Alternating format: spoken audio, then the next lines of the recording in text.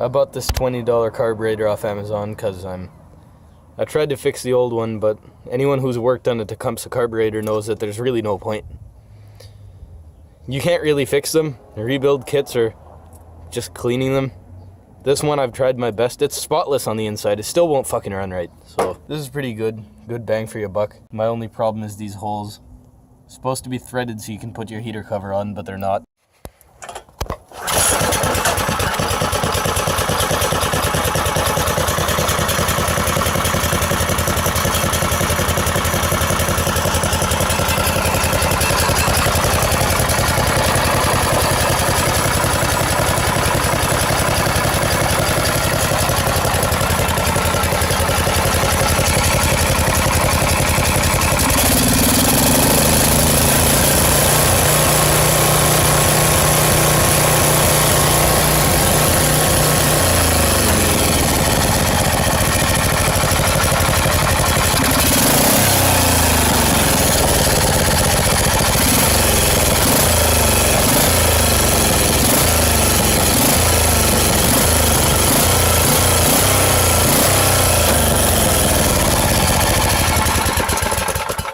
Got more torque than my Honda.